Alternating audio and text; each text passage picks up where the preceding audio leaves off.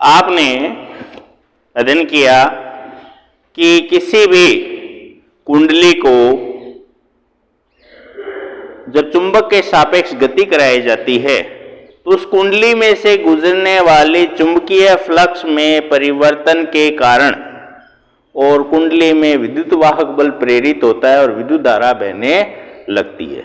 ये जो घटना है ये कहलाती है विद्युत चुंबकीय प्रेरण। ठीक है, तो इस सिद्धांत का प्रयोग करते हुए एक उपकरण बनाया गया जिसे हम विद्युत जनित्र कहते हैं। जनरेटर देखा होगा शादी विवाह में, जो बिजली पैदा करने का उपकरण है। तो इस विद्युत जनित्र पर आपके प्रश्न आ जाता है कि विद्युत जनित्र क्या है, यह किस सिद्धांत पर कार्य करता है, इसकी संरचना व कार्य प्रणाली बताइए। फिर आपको विद्युत जनित्र में उसकी धारा की, विद्युत धारा की उत्पत्ति के आधार पे विद्युत जनित्र दो प्रकार करते हैं, प्रत्यावर्ती धारा जनित्र और दिष्ट धारा जनित्र। उनके बारे में पढ़ेंगे। दोनों में क्या अंतर है, किस प्रकार से धारा का मान एक ही दिशा में प्राप्त किया जा सकता है। तो इस पूरी घटना को समझने के लिए अपना आज टॉपिक है विद्युत जनित्र।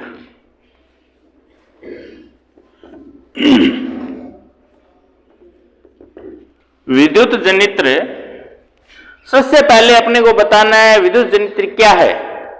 तो विद्युत जनित्र वह युक्ति है जो यांत्रिक ऊर्जा को विद्युत ऊर्जा में परिवर्तित करता है।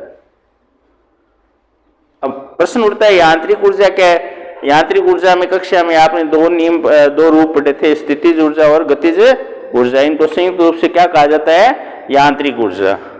आपने सुना होगा कि बांध से पानी को गिरा करके बहते पानी की गति के कारण जो गतिज ऊर्जा होती है उससे टरबाइन चलाए जाते हैं और विद्युत धारा पैदा की जाती है। कोयला ताप बिजली घर है, वहां पे कोयले को जला करके पानी की भाप बनाई जाती है और पानी की भाप की प्रेशर से टरबाइन घुमाए जाते हैं और जनरेटर में बिजली पैदा होती है। तो आपने शादी विवाह में देखा होगा पेट्रोल डीजल के स्रोत के द्वारा और जनरेटर को चलाया जाता है और उससे बिजली पैदा होती है। तो किसी भी यांत्रिक ऊर्जा के द्वारा विद्युत ऊर्जा पैदा करने वाला जो यंत्र है वो क्या कहलाता है, विद्युत जनित्र कहलाता है। तो परिवार, तो सबसे पहले आपको बताना होगा कि विद्युत जनित्र वह युक्ति है जो यांत्रिक ऊर्जा को विद्युत ऊर्जा में परिवर्तित करती है। बिल्कुल विद्युत मोटर के विपरीत हो गया। विद्युत मोटर तो क्या कर रही थी, विद्युत ऊर्जा को यांत्रिक ऊर्जा में बदल रही थी, जबकि जनित्र क्या कर रहा है, विद्युत जनित्र या जनरेटर वो यांत्रिक ऊर्जा को विद्युत ऊर्जा में परिवर्तित करता है। तो वह उपकरण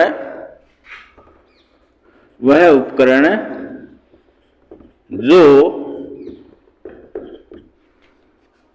यांत्रिक ऊर्जा को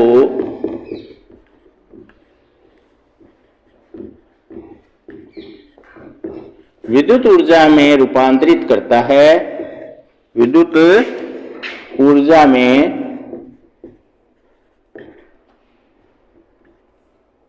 रूपांतरित करता है,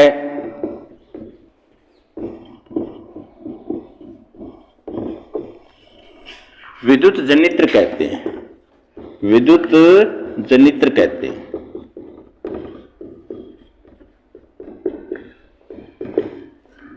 प्रश्न आया आपके, विद्युत जनित्र किस सिद्धांत पर कार्य करता है, उसका सिद्धांत बताना है। तो विद्युत जनित्र विद्युत चुंबकीय प्रेरण सिद्धांत पर कार्य करता है। आपने पढ़ा था कि जब कुंडली और चुंबक में सापेक्ष गति कराई जाती है तो कुंडली से गुजरने वाली चुंबकीय फ्लक्स में परिवर्तन होता है और कुंडली में विद्युत धारा प्रेरित हो जाती है। तो यही घटना जो होती है जनरेटर के अंदर होती है, जनित्र के अंदर होती है। तो आप लिख सकते हो सिद्धांत। तो सिद्धांत क्या हो गया जनित्र का, कि विद्युत जनित्र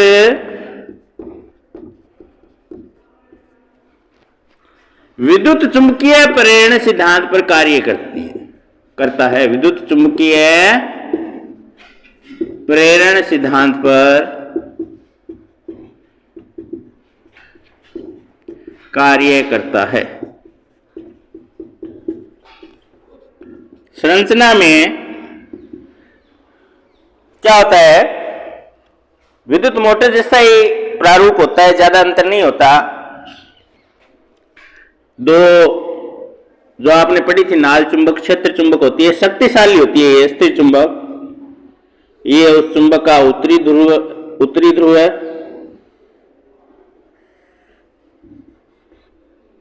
और इधर बना देते हैं उसका दक्षिणी ध्रुव, साउथ।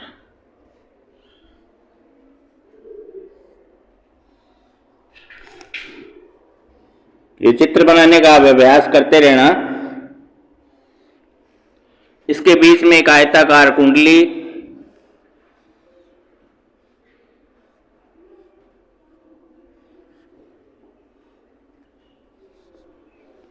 ये नाल चुंबक है, इन दोनों के ध्रुवों के बीच में, और एक आयताकार कुंडली। इस कुंडली के दो सिरे हो गए,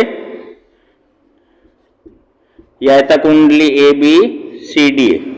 इस कुंडली के एक सिरा ये है, दूसरा सिरा ये दोनों सिरे इस आयताकार कुंडली के आपको दो छोर दिखाई दे रहे हैं। किसी भी तार को लपेटेंगे तो दो किनारे होंगे ना, ये तो तुम्हें पता ही है। तो तार के दोनों किनारों में से एक किनारे को एक नरम लोहे की छड़ के ऊपर, धुरी के ऊपर एक रिंग होती है जिसको सर्पी वलय कहते हैं। सर्पी माने खिसकने वाली। आधा इसके ऊपर से दिखाई दे रहा है आपको, आधा इसके नीचे से। जैसे इसके चारों ओर कोई रिंग पर आते तो आपको ऐसा ही दिखेगा। तो ए सिरा तो जिस सर्पी वलय से जुड़ा होता है उसको कह देते हैं सर्पी वलय फर्स्ट। क्या कह देंगे इसको? सर्पी वलय फर्स्ट कह देंगे, सर्पी वलय फर्स्ट, और फर्स्ट रिंग फर्स्ट। और इससे संपर्कित होने वाला एक कार्बन का ब्रुश होता है B1। इससे बाह्य परिपथ, इस तरीके से जिस परिपथ में अपने को धारा प्राप्त करनी है उस ओर निकाल दिया जाता है। और ये जो दूसरा सिरा है ऐसे ही एक दूसरे छल्ले से जुड़ा होता है, इस तरीके से नीचे की ओर। एक रिंग ये हो गई, ये दूसरा छल्ला कहलाया सर्पी वलय द्वितीय है। इसको क्या बोल देंगे? सर्पी वलय R2। ये दूसरा हो गया। यहां पे भी एक कार्बन का ब्रुश जुड़ा होता है और इससे एक चालक तार बाहर की ओर निकाल दिया जाता है।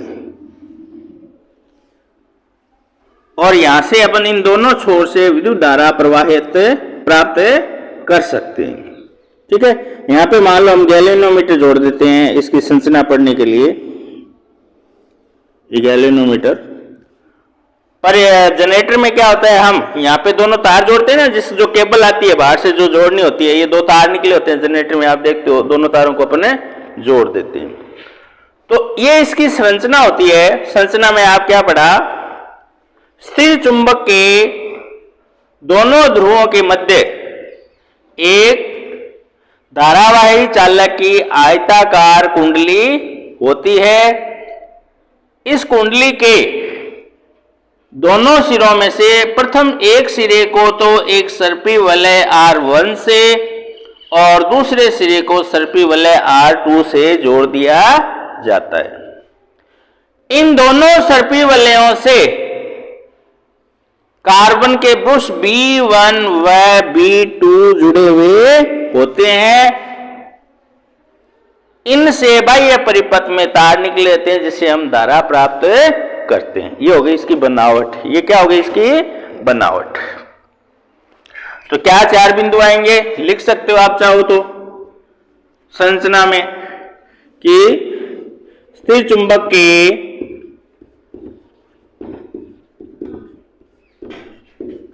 दोनों ध्रुवों के मध्य, दोनों ध्रुव उत्तरी और दक्षिण, जो चित्र में दिखाई दे रहा है वो लिख दो। ध्रुवों के मध्य आयताकार कुंडली ABCD होती है। धारावाही चालक की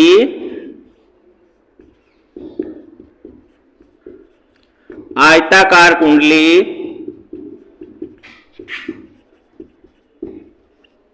ABCD होती है। फिर ये एक बिंदु हो गया संरचना का। दूसरा बिंदु क्या लिखो? कुंडली का एक सिरा सर्पी वलय R1 से और दूसरा सिरा सर्पी वलय R2 से जुड़ा रहता है। आयताकार कुंडली का प्रथम सिरा सर्पी वलय प्रथम वह दूसरा सिरा, ये जो दूसरा सिरा है ये सर्पी वलय R2 से जुड़ा रहता है। सर्पी वलय 2 से द्वितीय से जुड़ा रहता है, द्वितीय से जुड़ा होता है।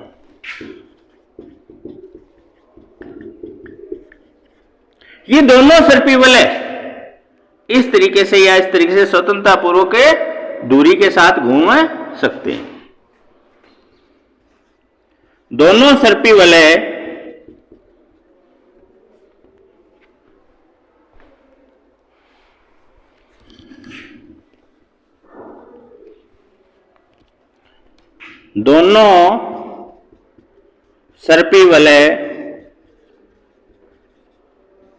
R1 व R2 स्वतंत्रता पूर्वक घूम सकते हैं।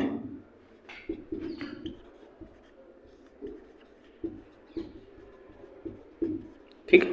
अब देखो, इन सर्पी वलयों से कार्बन के ब्रुश B1 व B2 जुड़े रहते हैं। इन सर्पी वलयों से कार्बन के ब्रुश B1 व B2 जुड़े रहते हैं,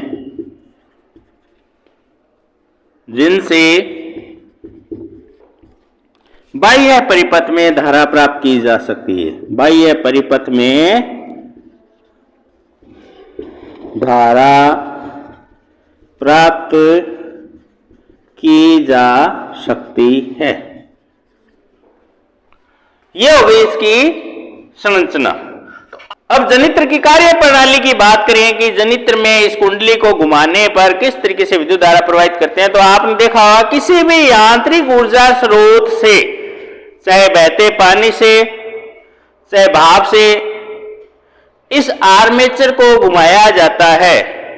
क्या होता है, ये जो साफ्ट धुरी है ये बाहर निकली हुई होती है इस तरीके से, और इसके बड़े बड़े ब्लेड जुड़ी होती है, यानी पंखे जुड़े होते हैं इस तरीके से। ठीक है ना, एक पंखा होता है, गोल पहिया होता है ताड़ियों जैसा। जब इसके ऊपर तेज पानी का प्रहार करेंगे तो ये धुरी सहित इस कुंडली को घुमाएगा। पवन चक्की में आपने देखा होगा, अपन सीकर की तरफ जाते हैं, हर्ष पहाड़ी पे पवन चक्कियां लगी हुई है, तो वो जो पंखे हैं वो यही हैं, समझ आई ना। तेज हवा से, जैसलमेर में भी पवन चक्कियां हैं विद्युत उत्पादन में, पवन ऊर्जा संयंत्र जहां पे होते हैं, तो तेज हवा से ये पंखे इस तरीके से गोल गोल घूमते हैं। गोल पंखे घूमने से इसकी जो साफ से जो अंदर पीछे की ओर इस तरीके का एक डिब्बा जुड़ा होता है, जिसमें ये आर्मेचर होता है और स्थिर चुंबक होती है। चुंबक के बीच में जब ये कुंडली घूमती है तो अपने आप विद्युत धारा प्राप्त होती बनती रहती है, और उसको हम बाह्य परिपथ से प्राप्त कर लेते हैं। तो यांत्रिक ऊर्जा के द्वारा जब इस कुंडली को घुमाया जाता है, कुंडली को कैसे घुमाते हैं देखेंगे आप, कार्य प्रणाली देखिए। जब किसी भी यांत्रिक ऊर्जा से कुंडली को घुमाते हैं, जब किसी यांत्रिक ऊर्जा स्रोत की सहायता से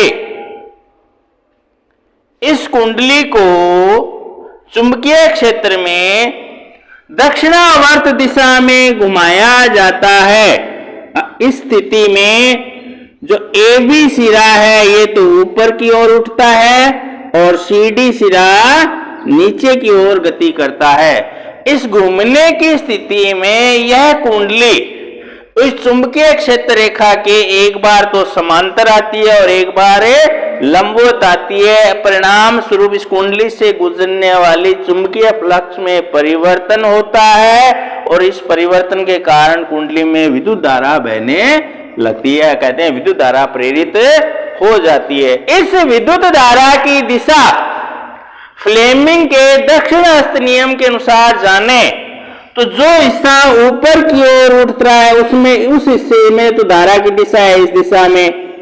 तो इस कुंडली में ये सिरा ए बी है, तो यहां तो बह रही है ए बी की ओर, और दूसरा सिरा जो नीचे की ओर जा रहा है उसमें धारा की दिशा होती है सदैव इस दिशा में, तो ये सी डी की ओर बहेगी। तो इस तरीके से विद्युत धारा बाहरी परिपथ में आप देखोगे B2 से B1 की ओर बह रही है, ठीक है ना। अब घूमते घूमते ए भी तो आ जाएगा इस तरफ और सी डी आ जाएगा दूसरी तरफ आ जाएगा ना। तो ध्यान देंगे प्रथम आधे चक्कर में क्या होता है, ये हिस्सा ऊपर की ओर उठ रहा होता है, ये हिस्सा नीचे की ओर उठ रहा है। तो धारा की दिशा हो गई, धारा की दिशा ए से बी की ओर और दूसरे हिस्से में सी से डी की ओर होता है। अर्थात बाह्य परिपथ में जो धारा की दिशा होगी वो इस तरीके से चलती हुई धारा आ रही है। तो आप देखोगे नीचे तक आओगे तो इधर B2 से B1 की ओर होगी। तो प्रथम आधे चक्र में धारा की दिशा क्या होगी, B2 से B1 की ओर होगी, ठीक है। अब क्या होगा, इस तरीके से पलटी खा जाएगी कुंडली, ये ए सिरा बी सिरा ये सी सिरा डी सिरा, तो कुंडली क्या हो जाएगी, पलटी खा जाएगी इस तरीके से। पलटी खाते ही सी इधर आ जाएगा और डी इस तरफ आ जाएगा, सी इधर आ गया और इधर आ जाएगा बी और इधर आ जाएगा ए, ठीक है। और B1 आ जाएगा इस तरफ और B2 आ जाएगा इस तरफ, ठीक है। तो जैसे ही प्रथम आधे चक्र के पश्चात कुंडली की स्थितियां परस्पर बदल जाती है, B1 B2 की जगह आ जाता है और B2 B1 की जगह आता है। इस स्थिति में जो धारा की दिशा बहेगी, क्योंकि ये दिशा अब की बार ये हिस्सा ऊपर की ओर उठेगा, आज दूसरे आधे चक्र में क्या हुआ, ये हिस्सा ऊपर की ओर उठेगा, धारा की दिशा हो जाएगी इसमें D से C की ओर और इसमें हो जाएगी B से A की ओर, ये नीचे की ओर जाएगा तो धारा की दिशा क्या होगी, B से A की ओर। तो दूसरे आधे चक्र में क्या होगा, धारा जो भाई D से C की ओर और B से A की ओर भाई, तो दिक् परिवर्तक यहाँ पे B1 आ गए। अब की बार जो धारा की दिशा क्या हुई, B1 से B2 की ओर हो गई। तो आपने क्या देखा, आधे चक्कर में तो धारा की दिशा है B2 से B1 की ओर और दूसरे आधे चक्र में धारा की दिशा है B1 से B2 की ओर। धारा तो प्राप्त होती है लेकिन आधे आधे चक्र में धारा की दिशा बदलती रहती है। ऐसी धारा जिसमें धारा की दिशा बदलती है उसको प्रत्यावर्ती धारा कहते हैं और ऐसे जनित्र को प्रत्यावर्ती धारा जनित्र कहते हैं। क्लियर हो गई बात। ऐसे जनित्र को क्या कहेंगे, प्रत्यावर्ती धारा जनित्र कहेंगे। अपने जो घरों में जो जितनी भी लाइटें आती है दूर से वो प्रत्यावर्ती धारा ही होती है।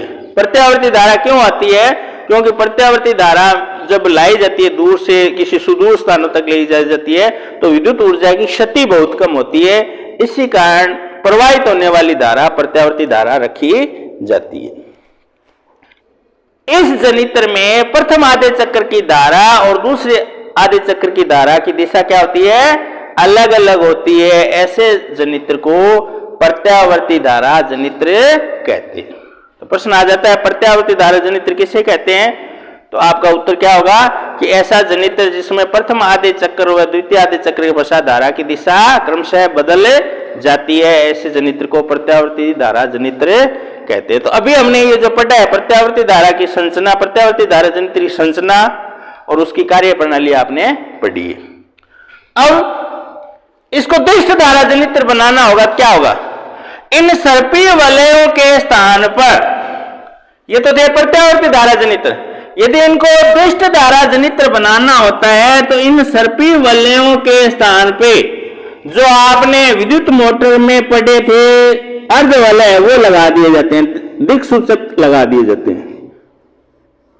इस तरीके से अर्ध वलय लगा देंगे और ये अर्ध वलय जो है इनसे कार्बन के ब्रुश B1 और B2 जोड़ दिए जाते हैं, B1 और B2 जोड़ दिए जाते हैं। तो भाई ये परिपथ इन B2 से, कहने का मतलब आधे चक्कर में कुंडली तो घूम जाएगी लेकिन कार्बन के ब्रुश B1 और B2 सदैव अपनी जगह स्थिर ही रहेंगे और जो धारा की दिशा जो सदैव प्राप्त होगी वो B2 से B1 की ओर ही प्राप्त होगी। धारा की दिशा सदैव क्या प्राप्त होगी?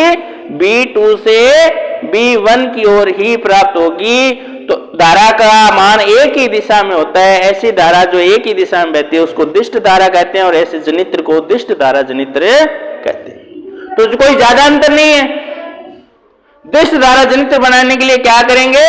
सर्पी वलयों के स्थान पर दिक् परिवर्तक लगा दिए जाते हैं और दिक् जब प्रथम आधे चक्कर के पश्चात जो कार्बन के ब्रुश है B1 और B2 अपनी जगह स्थिर रहते हैं और इस कारण से धारा का मान सदैव एक ही दिशा में प्राप्त होता है। ऐसे जनित्र को दिष्ट धारा जनित्र कहते हैं और ये जो धारा होती है दिष्ट धारा कहलाती है।